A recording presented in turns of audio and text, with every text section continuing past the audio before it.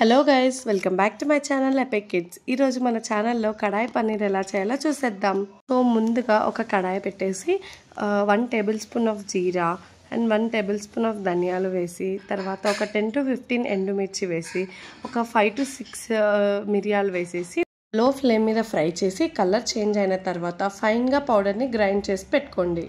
ఆ తర్వాత ఒక ప్యాన్ పెట్టేసి 3 టేబుల్ స్పూన్ ఆఫ్ గీ వేసేసి చాప్డ్ ఆనియన్స్, తర్వాత bell pepper, yellow colour capsicum అంటారు అవి, తర్వాత గ్రీన్ కలర్ క్యాప్సికమ్ అవన్నీ వేసి ఒక 2 to 3 minutes ఫ్రై చేయండి. క్యాప్సికమ్, ఆనియన్ అవన్నీ కుక్ అవ్వాలి. సో లో ఫ్లేమ్ మీదనే కలుపుతూ ఒకసారి బాగా ఫ్రై అవ్వనివ్వండి. అవి అన్ని వెజ్జీస్ 5 to 6 minutes బాయిల్ అయిన తర్వాత, అదే ఫ్రై అయిన తర్వాత మళ్ళీ పన్నీర్ వేసేసి ఒకసారి లైట్గా కలిపేసి వీడియోలో చూపించినట్లు అలా అనండి, స్మాష్ అవ్వకుండా ఉంటాయి.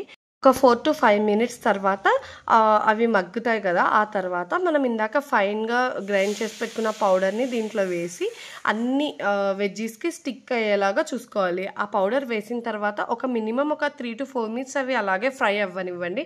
అప్పుడే మనకి పన్నీర్ కర్రీలో టేస్ట్ అనేది అంత మంచిగా ఉంటుంది. మనం ఈ పౌడర్ని స్టోర్ కూడా చేసుకోవచ్చు. నెక్స్ట్ టైం మళ్ళీ కడాయి పన్నీర్ చేసినప్పుడు కూడా యూస్ చేసుకోవచ్చు. నెక్స్ట్ కడాయి పెట్టేసి 1 table spoon of ghee, 1 table spoon of oil వేసేయండి. ఆ తర్వాత జీరా వేయండి. ఆ తర్వాత 1 టేబుల్ స్పూన్ ఆఫ్ మిర్చి పౌడర్, కారం వేసేసి ఇలా వీడియోలో చూపించినట్లు ఆ పొంగు వచ్చేంత వరకు ఫ్రై చేయండి. అసలు ఆ స్మెల్, ఆ టేస్ట్ వేరే లెవెల్ ఉంటుంది అనమాట. అంత కారం పొంగు వచ్చిన తర్వాతనే సన్నగా కట్ చేసి పెట్టుకున్న ఆనియన్స్ వేయండి.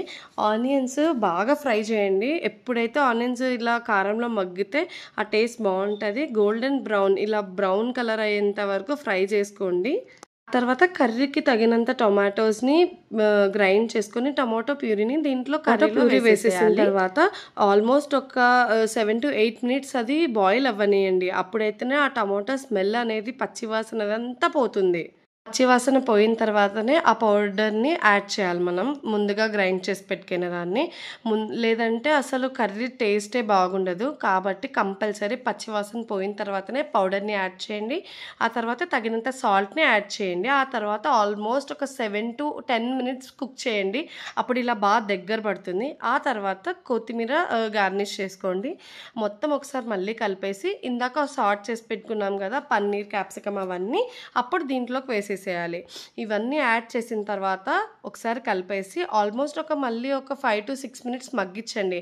అప్పుడైతే నా కర్రీ దీనికి స్టిక్ అవుతుంది. అలాగే క్యాప్సికమ్, పన్నీర్ కూడా కొంచెం బాయిల్ అయ్యి మంచి టేస్ట్ అనేది వస్తుంది. తర్వాత లో ఫ్లేమ్ పెట్టేసి బటర్ వేసేసి ఒకసారి మళ్ళీ కలిపేసి మళ్ళీ ఒక 4 to 5 minutes కుక్ చేయాలి. అప్పుడైతేనే మనకు మసాలా అనేది మంచి టేస్ట్ వస్తుంది. ఎలాంటి పచ్చి వాసన రాకుండా రెస్టారెంట్ స్టైల్, ఆ స్టైల్లోనే మనకు ఆ స్మెల్, టేస్ట్, టెక్స్చర్ అన్నీ కనిపిస్తాయి అన్నమాట. ఆయిల్ బయటికి తేలేంత వరకు అవి మగ్గించండి. చాలా బాగుంటుంది కర్రీ. హ్యాపీగా ఇంట్లోనే చపాతీ ఆర్ పరోటాకి సర్వ్ చేసుకొని ఇంట్లోనే తినచ్చు. ఈ వీడియో మీకు నచ్చితే please do like, share and subscribe to my channel.